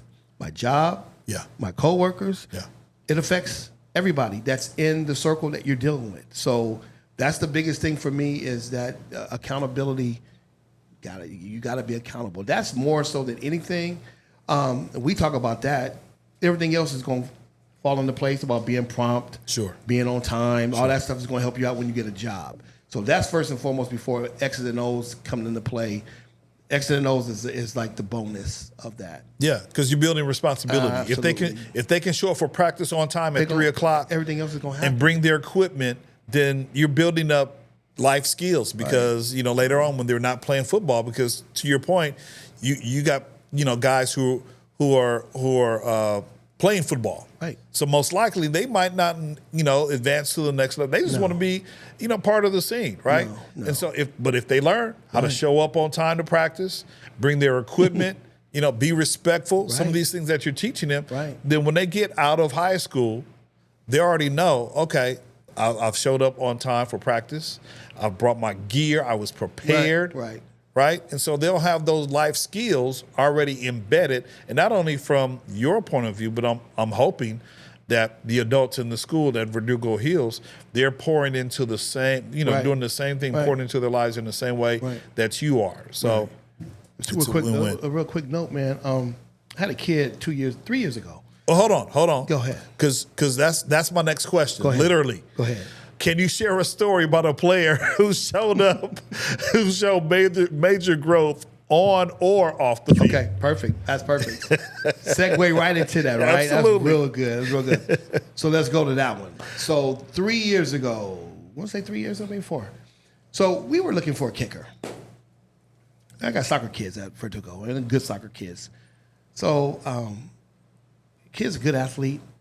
Say, hey, man, you might kick this. Let me see you. So he kicks football, right? And never kicked the football. He's only kicking soccer balls. Booms the ball, right? I have 2 kids like that. So the one kid's like, oh, I want to do it too. So they both kicking, right? So one of them, of course, didn't want it. I mean, he felt that it wasn't for him. But the one kid that stayed, I told him, I said, hey, man, that's a gift. That's a gift. He said, what? I said, your foot is a gift. Do you understand? Like, I've been coaching for years, man. I've seen guys. I can't name them. I can name them, but you won't know. You'll know eventually. So I named off Kai Forbath. He played at Notre Dame when I was at Chaminade. I said, that kid has a boot. I knew when I saw that kid kick a JV game, I said, that kid's going to be in the NFL one day. Sure enough, he was in the NFL. To make a long story short, I said, you have a foot that can get you in the NFL. So you think so? I said, no, I know so. I said, so you might want to take this serious because this could take you far. So again, he was a great student. So grades were never an issue. So he did the schoolwork. So once he graduated last year from Verdugo, we tried to get a package together to kind of put it out there that, this is somebody you might want to have. So a lot of the schools that were interested scholarships were already taken. So they had to wait. So I said, okay, don't worry about it. I said, we'll just send you to COC, College of the Canyons. Of course, if you know COC, they get kids from Florida, everywhere. They're legit, right? So don't go to these local schools around here. Go to COC up in Valencia. You'll be good there. Send him up there. So he ended up being the offensive player of the year for his team. And then we talked a couple of weeks ago. I said, so what's your progress? Are you going to go? He said, well, I'll go there one more year. I said, no one's biting you right now? He said, I got a few. I said, I got a few guys. I got a few teams that are, schools that are biting. I said, okay. I said, but keep me posted of what your progress is. So anyway, I make a phone call, and I'm putting his name out there. Say, hey, man, go look at this kid. So one of my friends that knew a guy, a recruiter from Kansas State, saw him and said, whoa. I said, yeah, man, the guy's legit. He said, say less. Let me talk to him. Let me look at his grades. Did all the paperwork or whatever. Signed, offered him a scholarship, committed. He committed the other day to Kansas State. So he'll probably be the only kid that I coached at Verdugo that would probably end up. He'll make the NFL. Wow. He will make the NFL. I put my life on it. That's what's up. He will definitely be in the NFL kicking for somebody. Okay. And I said, hey, man, all I want to do is take the bags Just let me hold the bag. Let me hold the bag. He said, "Oh, Coach, no." He said, "If it wasn't for you to steer me this way, this would never happen." I said, "No, I don't care about none of that. Yeah. I want you to do what you do and make that happen. Absolutely. Make that happen." Yeah, I mean, because it's going to work out good for him if he, again, follows the foundation that you helped him, that you provided for him. And then, again, it's who you know. Make that. So because you've been coaching for umpteen years, Too many. I'm sure you've made a lot of contacts up and down, different levels, D1, D2, D3, NAIA, whatever. Right. Maybe HBCUs, whatever. Know 'em all. Know 'em all. And, So your anybody that's watching, you got nephews, you got grandkids. Hey, I got a nephew. Yeah, you got grandkids. They need some guidance. Hey, but no, that's see me. That's what it's all about. See me. Because like you said, so now his focus is going to shift from a kid who's just playing football. He's going to actually develop into a football player. He's been to camps. He's been to all the prestigious kicking camps. Which is different. Yeah. And because it's a specialty, right, a special position, right, you got to be extra good. Right. So, hats off to you, man. That's a wonderful way to kind of end the conversation about, being a football coach, relating to the kids, giving them the foundation, and allowing them to grow to be the best kid, whether they're going to be the kid playing football or a football player. Yep, absolutely. So, hats off to you and what you're doing right now with the kids at Verdugo Hills. Thank you. Okay, so as we wrap up, what keeps you motivated, Coach Sean? What keeps you motivated to do what you do? Now, here's another question as you think about that one. Do you only coach football? Is there another sport at Verdugo Hills? I thought I saw some clips for softball. Absolutely. But what else do you do at Verdugo? I do softball too as well. Okay. So I got the girls. I don't discriminate. So I have girls as well. I've won ring there at Verdugo softball 2 years ago. We won the championship in softball and was the runner-up in the state championship game. Okay. So I do softball as well there. So again, what motivates me more so is to have an impact on young individuals, whether it be male or female, positive impact. I'm a counselor on campus, so I get everybody kind of gravitates to Coach Jackson. So it's Coach Jackson. You could go to Verdugo and you can walk in on campus and say, "You know Coach Jackson?" Everybody's gonna be like, "Yes, I do." Where can I find him? Well, he's around here somewhere. Yeah. But yeah, you won't be able to walk on campus and not. I could never hide from anybody at Verdugo if I wanted to, because the kids are like, he's over there. No, that's super dope. Yeah. That's super dope. No, I've been checking you out from now and then. I've been like, he posted. He posted. Yeah, and I don't post. I know much. you don't, but the other not folks. to. Yeah. So our football page posts.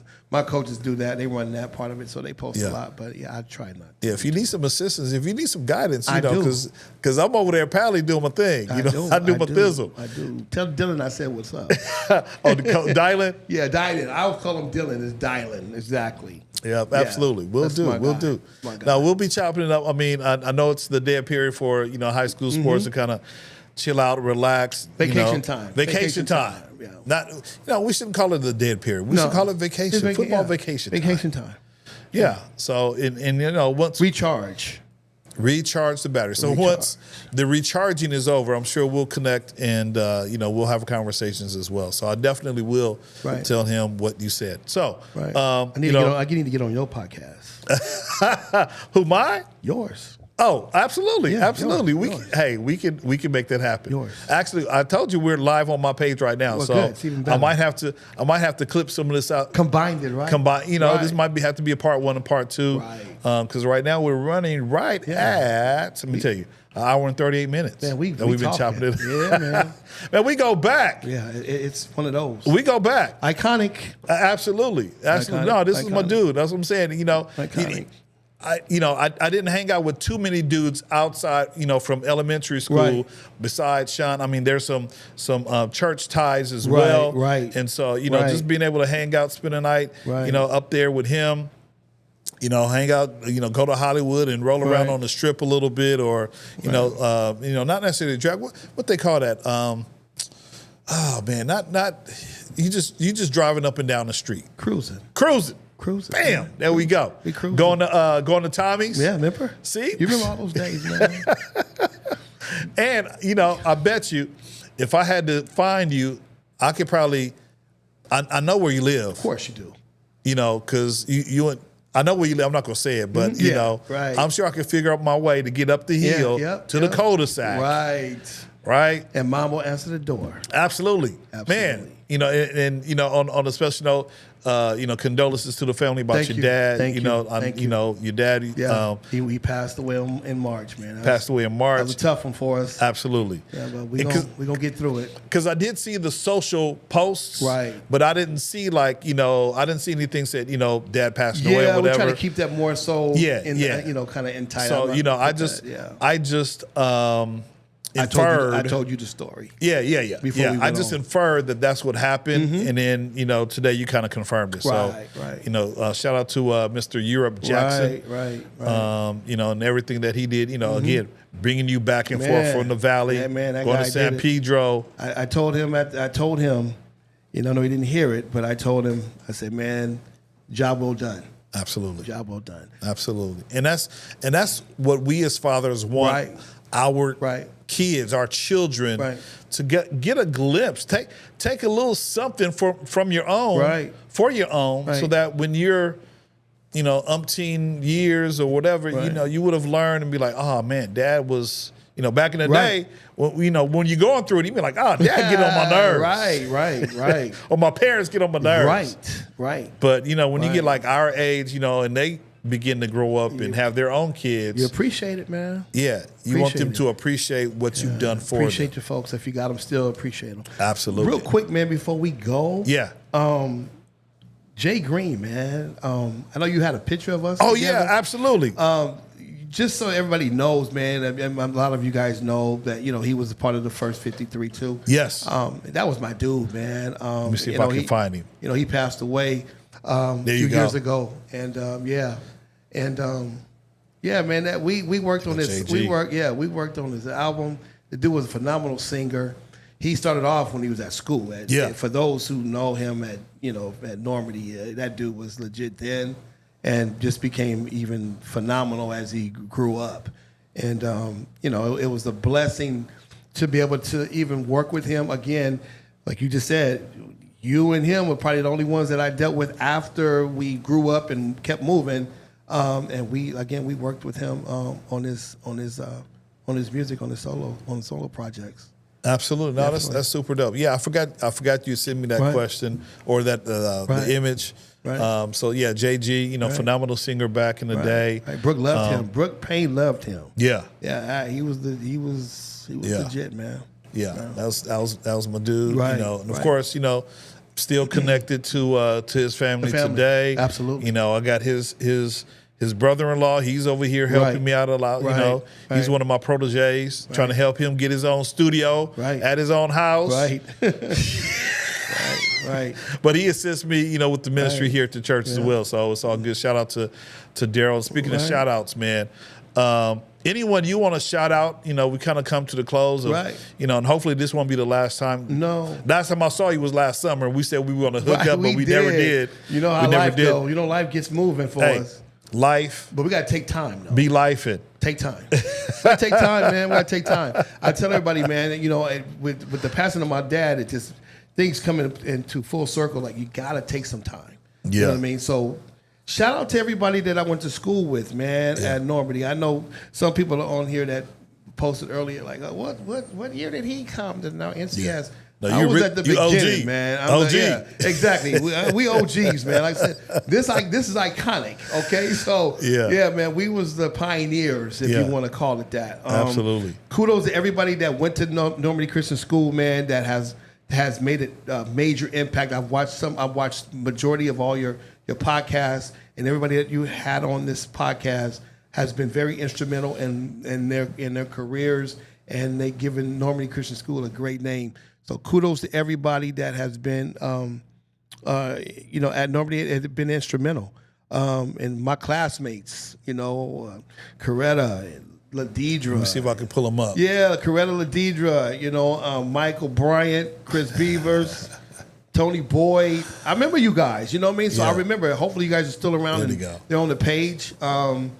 But yeah, Karen Lee, you know, I remember everyone, man, everyone. And I even remember people that weren't even in my class, like Lynette Love. Yeah. I see her from time to time. Yeah, Lynette Love, I've seen her a couple times on Facebook. Joelle. Yeah, Joelle. Yeah. See her from time to time. Yeah, so there's people that I didn't, you know, wasn't in my class. But again, man, my brother being right behind me, 2 years behind, you know, the John Blacks, just keep, you know, naming Darren Hudson, of course. Yeah. You know, I El just keep going. Presidente. Yeah, man, yeah, absolutely. And I told him before I got here, man, kudos to him and you guys for keeping this thing alive, because without you two, nobody would know who's doing what. Man, what I mean? I This get is sick and tired of fabulous. Darren telling me what to do. I'm like, look, dude. This is fabulous, man. No, shout out to Darren. Right. And, you know, I just want to shout out one of our other alums, and we were talking, you know, pre-show, Harvey Wilson. Right. Out Big there, Harv, yep. out there protecting the Right. #1 draft Right. pick. Right. Travis Hunter. Travis Hunter over there in Duval. Is that what they call it? Duval County. Duval County. Harvey, come see me, man. Leela Henderson. Cannot forget you. Absolutely, Cannot man. forget you. God bless you too, man. And thank God that you're doing well. Yeah. Thank God you're doing well. Absolutely. So, Cheryl yeah, as well. Cheryl, you already know Cheryl. I'll see you in a couple of days, I'm sure. Yeah, she's looking forward to retiring, I believe. I Yeah, think she's this been is phenomenal. going to be her last year. She's the head nurse of the district. Yeah, that's what I know. I know. Man. I need to get her on here. I need to get Cheryl on here, man. Hey, absolutely. Yeah. Absolutely. Pioneer, man. For Absolutely, sure. man. Pioneer. Let me go ahead and, man, so check it out. I appreciate you again hopping on, man. Thank you for having me. Thank you for having me. You know, long time coming. I was Absolutely. super excited when I saw your name, when Darren reminded me the other day, because he gave me the whole list for the year. Right. And that's when I was like, oh, yeah. I was honored that he asked me. I was honored that he asked me to say, oh, yeah, that's a no-brainer, man. Like, Absolutely, yes. man. So, you know, I appreciate you hopping on. Love Thank your you. family. Thank you know, you. your Love brother. you guys all too, man. And, you know, we go way back. Right, So right. appreciate you, man. Let me go ahead and wrap up the show. Yes. You sit tight I will. over there, and I'm going to wrap up the show. Peace out to everybody, man. Hey, guys, so check it out, man. We've been going strong for about an hour and 46 minutes doing our thing, talking about NCS, reflecting on all the goodness that we experienced while attending Normandy Christian School. And so, again, just want to say thank you to Brother Sean for hopping on. And, you know, he could have zoomed in, but he's like, nah, I don't want to zoom in. I'm going to drive all the way from the Valley to Compton, pull up. I'm going to pull up on you, Mr. Riley. I'm going to pull up on you. And he did. And so I'm just so happy that he was able to hop on and be a part of the Best in the West NCS podcast. And so from those schoolyard kickball games at Normandy to leading young men under the Friday night lights, your story, Sean, is inspiring, and we appreciate you coming in and being a part of this wonderful opportunity called the NCS Best in the West podcast. So check it out, guys. We are on all of the socials.